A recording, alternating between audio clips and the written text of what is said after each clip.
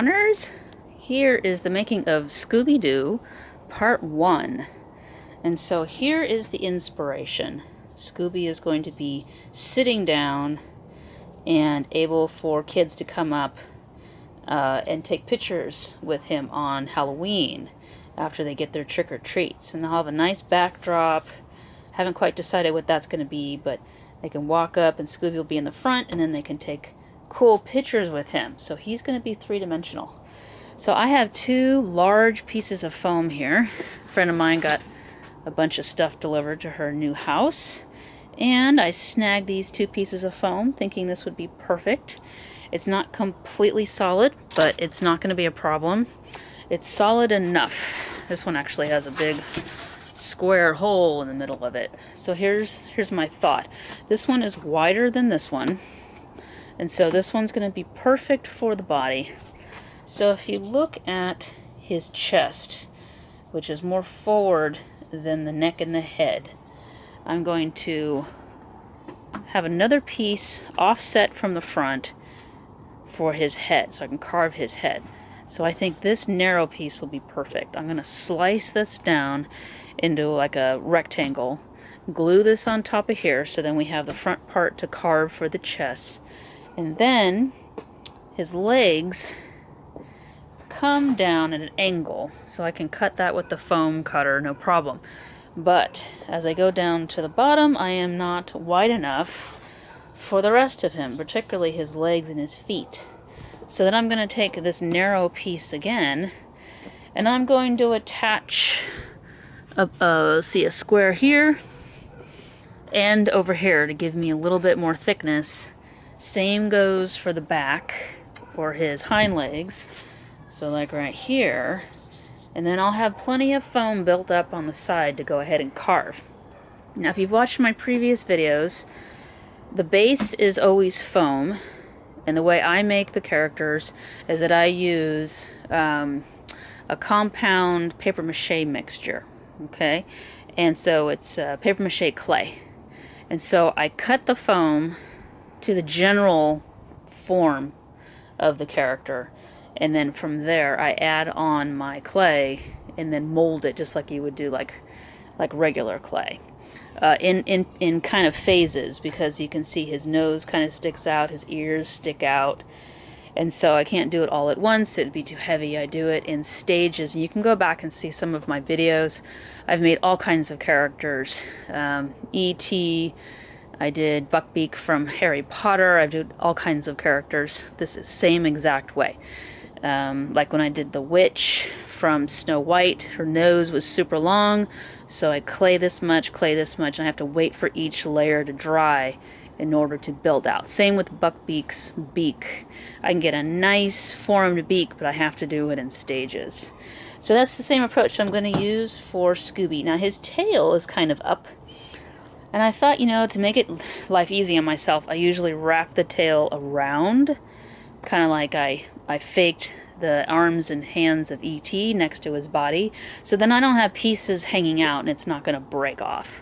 So I think that's what I'm going to do, unless I not have it up in the air, I just have it on the ground, but then I don't want people tripping over it. So I think the best thing is for me just to wrap it around his feet or on the back, swinging to the other side. So that's the plan. So I'm going to take these two pieces. I believe I have enough. I'm going to go ahead and cut them, and then I'm going to glue them together in the right place, and then I can start cutting with the foam cutter. Alright, Haunters, here's Scooby-Doo, three-dimensional Scooby-Doo. And so I have several blocks of foam glued together, and then I needed a couple more blocks, because if you look at this picture here, I don't think I have enough for his feet, his paws at the bottom. So I started with this piece here, and then I needed a little piece down here. It's okay if it's hollow, because I'm gonna be carving away to make the roundness of his paw, and then I'm gonna be filling in with clay anyway. And you can see there's openings in this piece of foam. It was for shipping a ceiling fan, I believe. But that's not a problem, because again, it's going to be covered in clay. And then I needed another piece here for his nose. It needs to come down. And so, you know, if I'm looking at the picture, it's a little hard because it's a straight on, so I'm just kind of guessing on how far down his nose is going to go. I did a quick kind of lines on the side there. And so then I went ahead and glued it, and then I got skewered it in so it will hold still. It should be dry in probably a couple hours. And I did the same thing over here. So I've just sliced this part right here with the foam cutter, and then I'm gonna slice the back end and make that nice slope from the back of his neck all the way down to, like, you know, his butt basically, and the tail. So that's what I've got so far. Piece by piece, he's coming together. And I know it doesn't look like much now, but once I've got the frame and I start getting it closer to the shape, then the clay is really going to start fleshing him out and making him look like the dog. Okay, updates soon. Okay, here's Scooby Doo.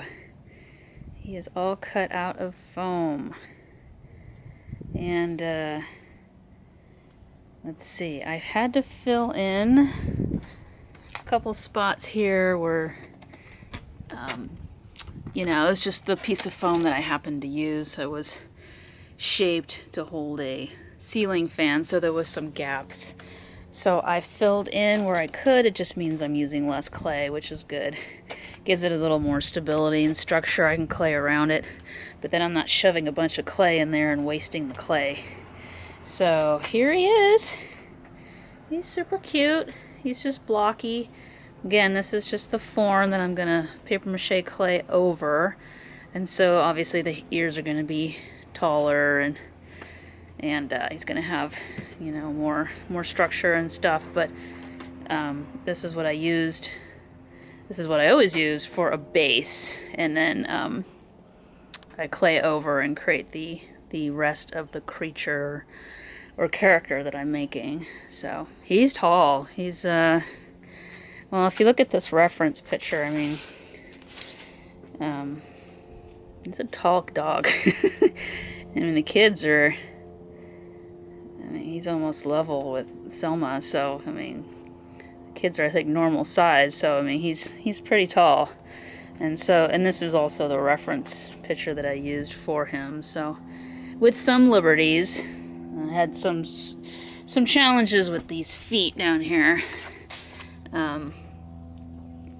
You know, it's just the drawing, but these back feet should be behind the front foot, but it looks like it's more level on his left side.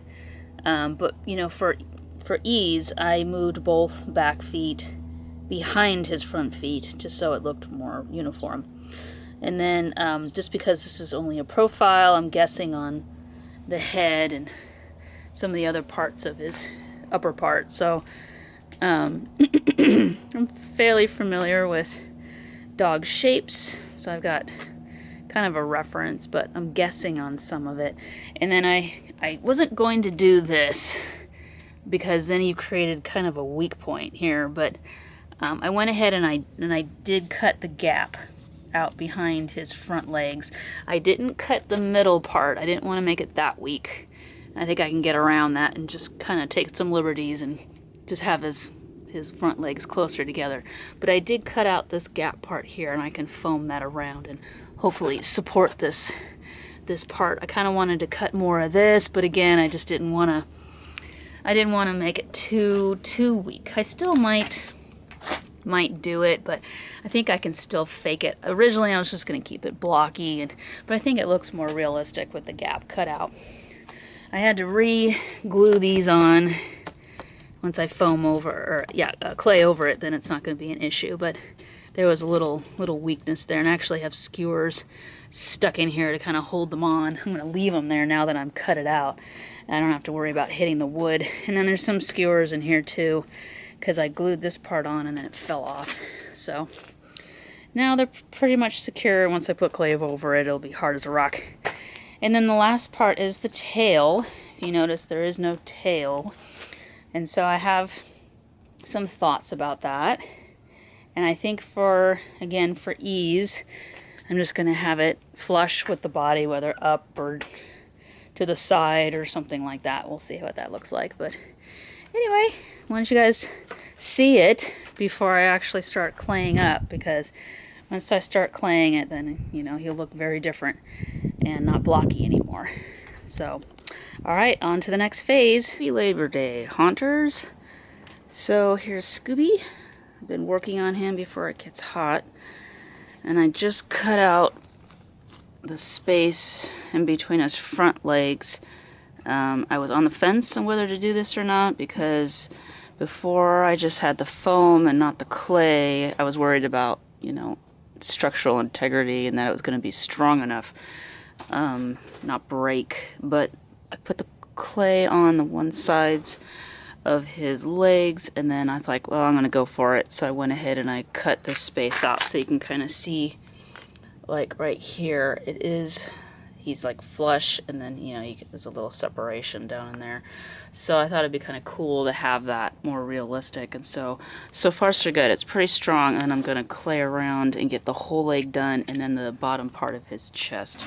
And so I just cut that out, and I think it's kind of what I want it to look like. So the feet are almost done, and I did do the tail, but it kind of looks like a cat tail to me, so I'm gonna make it a little thicker and more substantial.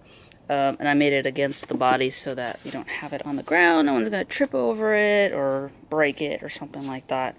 And so what's left is around the feet, like I just said, and then I've been slowly building out the nose. It's gonna be like this with the nose and the sides of his mouth, but you got to do it in stages, otherwise if it's too much then the clay is just going to fall off. So you have to wait for one layer to dry, and then put the next one and the next one and the next one to make it where you want. Same goes for the ears. Obviously these are too short, but I got to do it in stages so that it doesn't collapse and fall apart. So there he is, and some of it's gray because I had a darker glue, just trying to use up some random glue in the garage, but it means nothing. The whole thing's going to be painted with asphalt sealer, and then to put on his real colors. So he's big, he's on a platform. It's just so I could roll him around and get him in the sun when I need to, and not have to work in the sun because it's like super hot this weekend. But he's still very, very tall. He's I don't know, he's like 4.5 feet or something like that. He's a big dog. He's pretty cool. So anyway, that's what I've been working on. I've been working on the haunted house in the front yard, and I've been fixing, since I've got the clay out, I got these little sculptures for my garden, so I like had to fix this little guy's foot. And so just kind of doing some random stuff this weekend. I hope you're having a great holiday, and I will talk to you guys real soon. Hey hunters, I wanted to show you we completed the chessboard. I started doing some landscaping over there.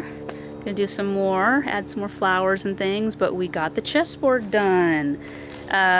Minus the border around it. That has to be cleaned up, and I'm gonna do some more patio bricking and have some nice seating area for people to play.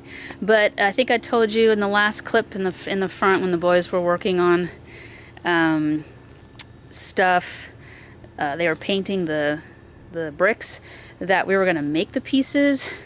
I kind of came to the conclusion that that was going to be too big of a project and too long of a project, and I know the boys really want to play. And so I found the Mega Chess set on Amazon. They're plastic, they're phenomenal, they screw off. This is the larger size one. I think the smaller set does not. You could drill a hole in it and add what you want to weigh them down, but these screw off, and I added sand to them so they won't blow over in the wind. So, and these are great. These are phenomenal. I love the way they look.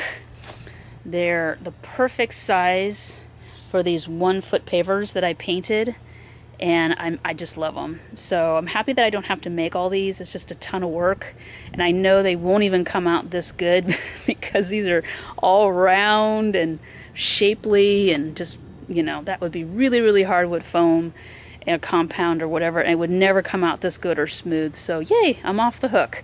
I just, you know, had to front up some money. They weren't cheap, but they're cool. And so here's our chessboard, and like I said, I'm doing some landscaping over there. We're gonna have a nice patio area with some flowers and landscaping and nice sitting area so we can enjoy watching the boys play chess. Anyway, thought I'd share. You guys take care. We got some work to do.